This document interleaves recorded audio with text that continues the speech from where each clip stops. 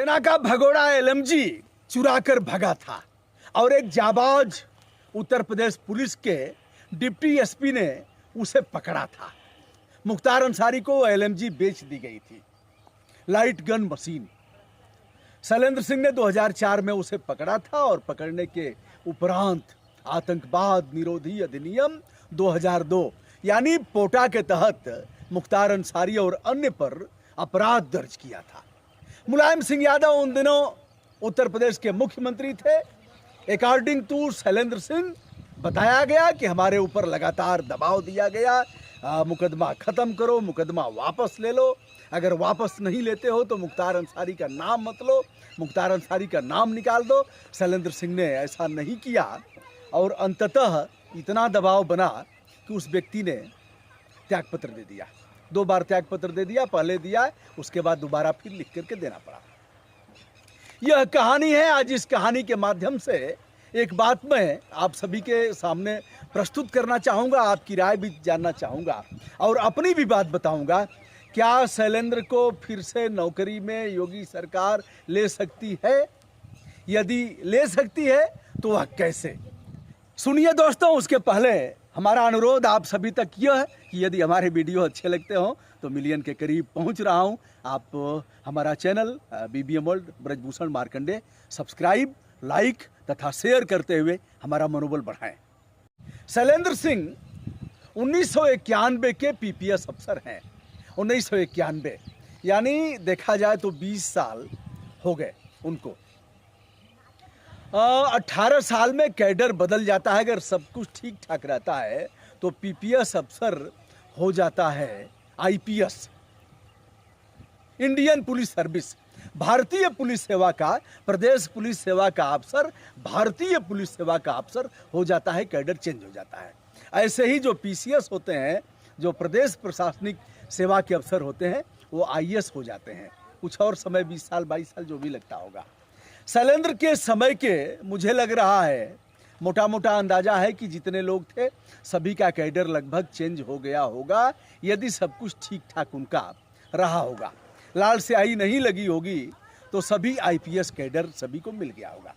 शैलेंद्र यदि आज नौकरी में होते तो आईपीएस होते। क्या होते? यहाँ यूपीपी लिखने की जगह लिखा होता आईपीएस यहाँ, और यहाँ सफ़ेद धातु का एक स्टार और एक अशोक स्तंभ लगता उनके ऊपर।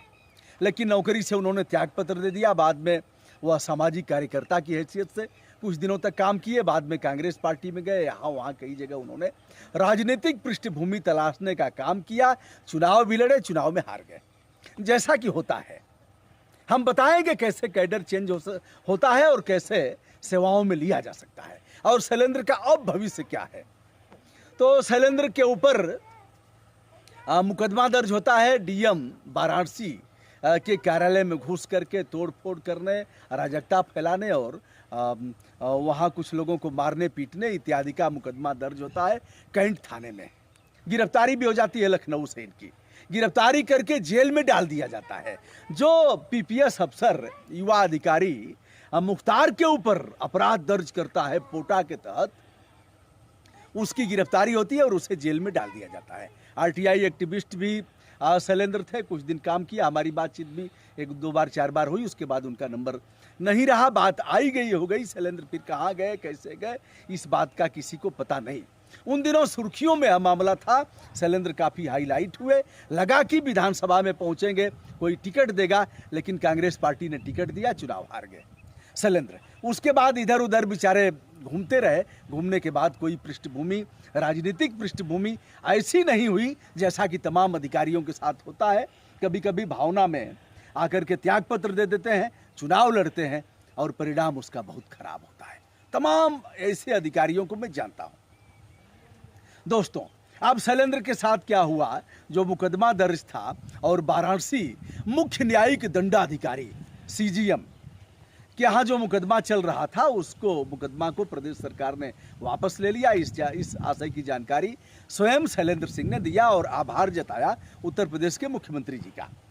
चूंकि मुख्तार प्रकरण इस समय चर्चा में है और सभी इसको जानने का प्रयास कर रहे हैं, सारे समाचार पत्र सब छोड़ करके जो भी बीजापुर के हमले थे छत्तीसगढ़ में, वह सब सारे मामले सिमट करके रह गए। और सबसे पहला फ्रंट का अगर कोई न्यूज है तो वह मुख्तार अंसारी का है। और चलिए, चलेगा, अभी कुछ दिन तक चलेगा। अब बताते हैं दोस्तों, शैलेंद्र सिंह फिर ऑर्गेनिक खेती करने लगे, क्या क्या करने लगे, कैसे जीवन यापन उन्होंने किया, किसी को पता नहीं। चंदौली के रहने वाले शैलेंद्र लखनऊ में रहते हैं, फ्रीडम फाइटर परिवार के लड़के हैं। अब उनके साथ के सभी आईपीएस अफसर हो गए हैं। क्या योगी सरकार पुनः शैलेंद्र को सेवा मिलेगी?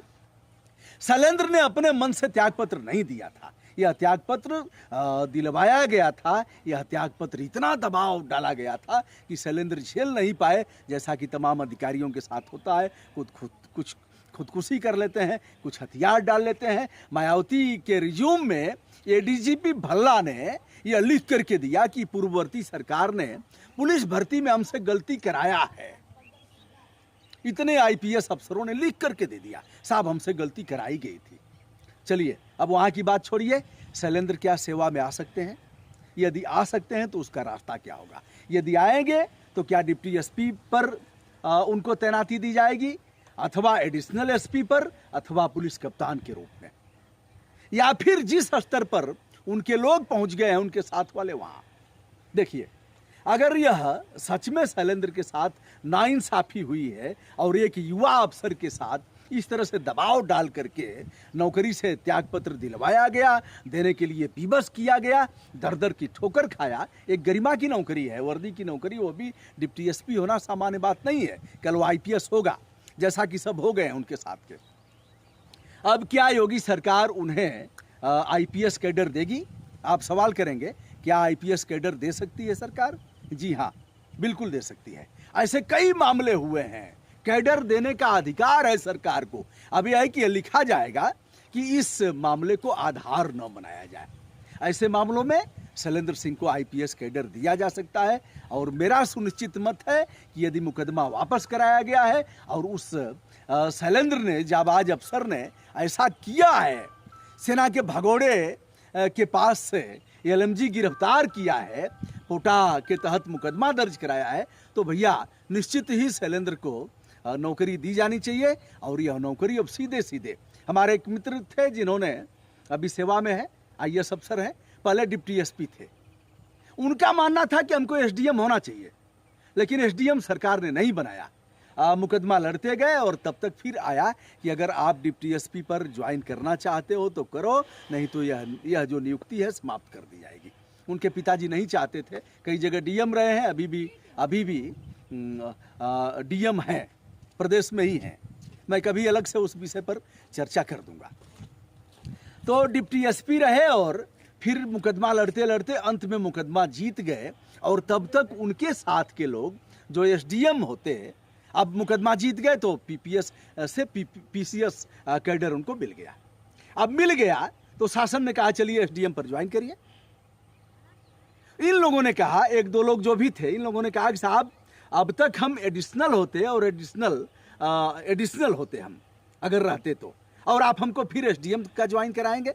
तो भैया यह एडीएम पर वो लोग ज्वाइन किए। मतलब उतना समय जो था, कोर्ट ने कहा कि आपके वजह से इनका नुकसान हुआ है, तो सीधे डिप्टी एसपी से एडीएम स्तर पर ज्वाइनिंग होती है। कुछ दिन तक रहा होगा, लेकिन सीधे उस पर ज्वाइनिंग होती है। ऐसे मामले में सरकार के पास यह पावर है, मुख्यमंत्री जी चाहें तो उनको आईपीएस कैडर दे सकते हैं और ऐसे लोगों की सेवाएं ली जा सकती हैं। अथवा शैलेंद्र का एक और भविष्य में इधर देख रहा हूं कि आने वाले आगामी चुनाव में शैलेंद्र को टिकट देकर के कहीं से लड़ाया जा सकता है और विधानसभा में, विधान परिषद में शैलेंद्र जा सकते हैं।